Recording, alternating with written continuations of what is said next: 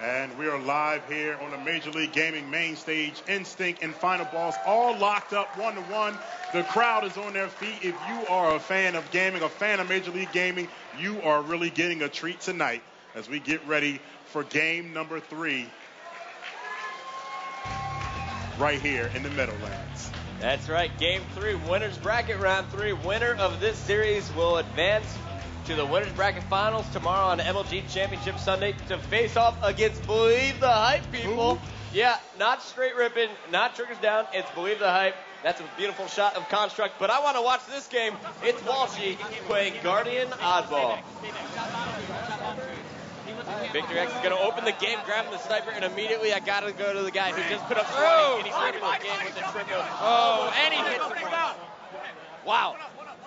Victor X truthfully taking the game into his hands, pretty much making Final Boss stay in the series. Now, Scott, it's all tied up 1-1, but we have a lot of new fans out there, a lot of people tuning in for the first time tonight. I got to ask you, can you please explain the rivalry between these two teams? Well, all right, for those fans out there who are new, basically, Final Boss decided to kick off Walshy after the second 2008 event. Walshy started up his new team of Instinct with Roy and Lunch. They've changed their players back and forth, but they finally met at our Toronto event, I believe. Correct, Chris? I'm sorry, say that one more time. Final Boss versus Instinct happened at Toronto? Yes, it did, for the first time. That was the Toronto event that Final Boss actually picked up Neighbor and dropped Walshy for the first time. And so they met up, and Instinct won, and Walshy said it was like taking candy from a baby, except the baby may have put up a better fight. All right, so Ogre 2, he was part of the decision that he was kind of one of the driving forces behind the decision to boot Walshy off the team. Walshy came back and beat him in 3 consecutive events. I believe that was placed higher than them. Maybe not in Dallas. Not consecutive, but yeah, overall. 3 times.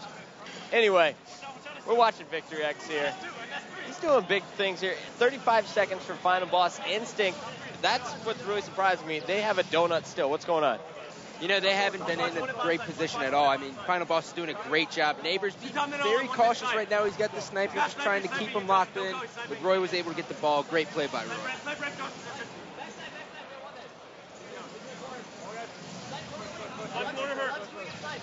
Victory just charging top middle, not being shot at. This is shocking.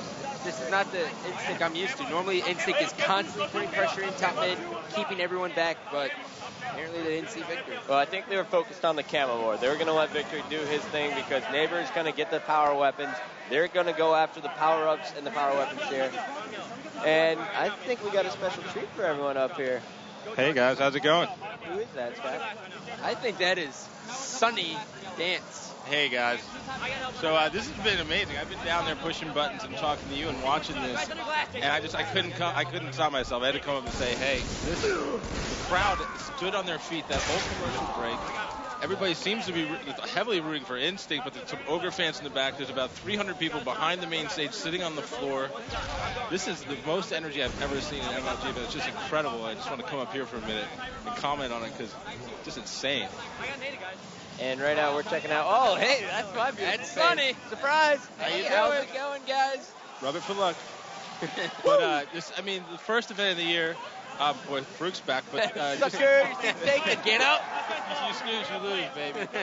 But at the end there, that last game, I know his neighbor caught fire, but when they took that last kill from him, it looked like he was completely deflated. We've talked about his head, and now they're starting off a little bit soft here in this third game. I don't know. I think he's got to get his head out of his ass. It's up there pretty deep, Sonny, if you ask me. He was not happy in between games, and he has the same frown that he was wearing when he started to lose with Final Boss. I mean, because the kid's amazing. He's one of my favorite guys to watch, but honestly, like, he can't be down on himself. They almost came back. The issue was the lead was too big, but I think Walsh's leadership is going to come into play. The twins, his new twins, those comments before the match started were ridiculous. But I don't know. I just wanted to come up here real quick. I'm going to get back down there and call the show, but don't do it. Oh, I can wait for a minute. We got a 15-minute game. I'll hang out. Right, it's a long game.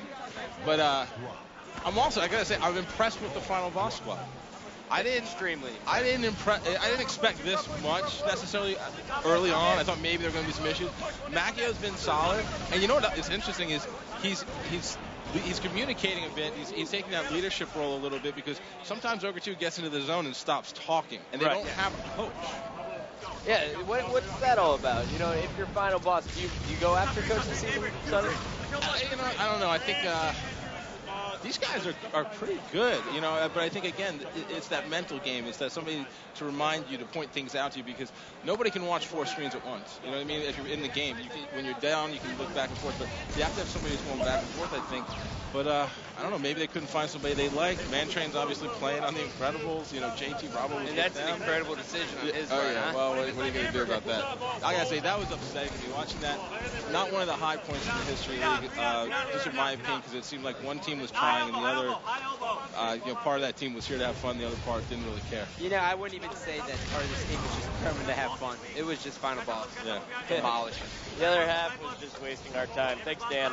Oh, just kidding. All right, he put up some big numbers in that last game. He was trying hard. He did good. You know, he's a great player, but again, my question was, are those the people you're going to surround yourself if you're really going to make a run at it?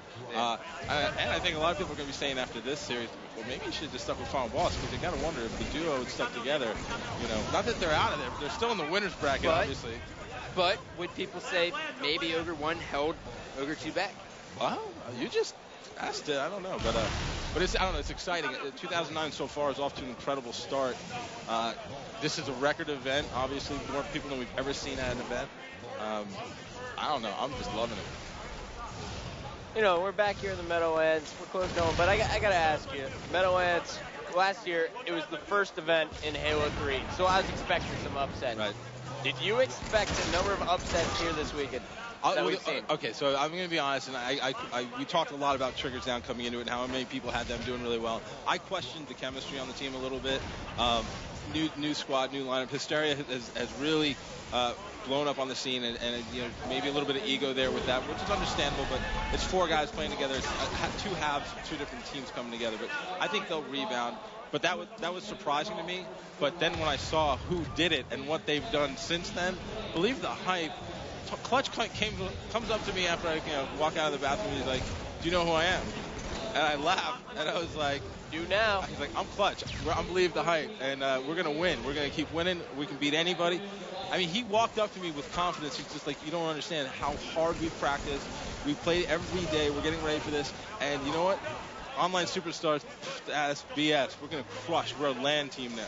And to be honest, Clutch throughout the offseason was my favorite player. Constantly sending me fucking through films. Yeah. Couldn't have been more generous. And great guy. Seemed really, really nice. He was very happy to be on a roll and be playing well. And he understands how important that is. Do you remember seeing him last year in Meadowlands? He was playing, I believe, with like Homicide and whatnot. And Homicide, how much better did he get?